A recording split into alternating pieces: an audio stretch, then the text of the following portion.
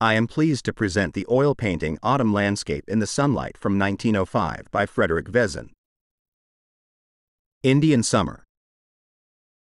Although the painting appears to be a sketch, Frederick Vezin considered it to be a finished work of art, as evidenced by his signature on the lower right. And it is precisely this sketchy quality that leads to an understanding of the painting, which was certainly created in the landscape itself. The natural phenomena were to be depicted artistically at the moment of their observation.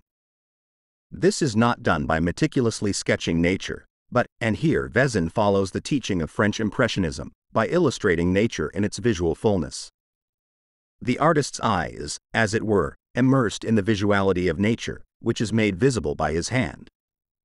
The painting is therefore not a reflection of the landscape, but its artistic intensification.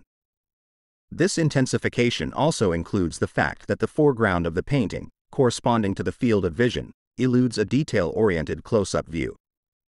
Instead, the spatula-like application of paint, the vertical structure of which corresponds to the structure of the floral growth, has the effect of making nature tangible in its colorful substance.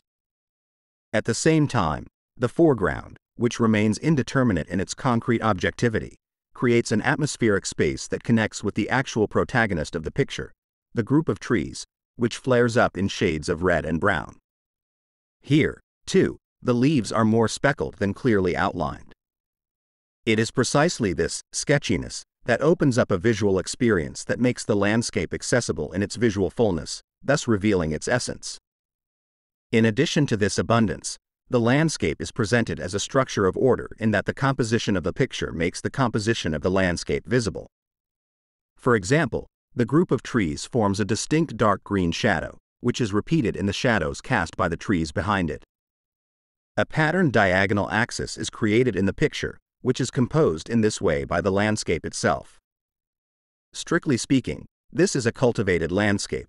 A fence at the bottom and a low stone wall at the top, running from left to right, are two elements that also have a strong compositional effect.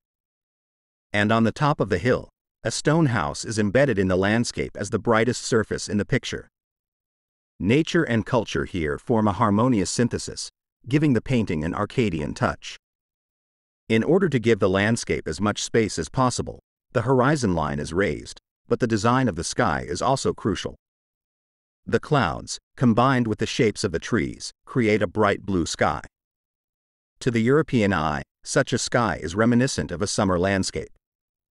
Accordingly, within the seasonal cycle, the blue sky is reserved for summer, and French Impressionism is also primarily an ode to summer.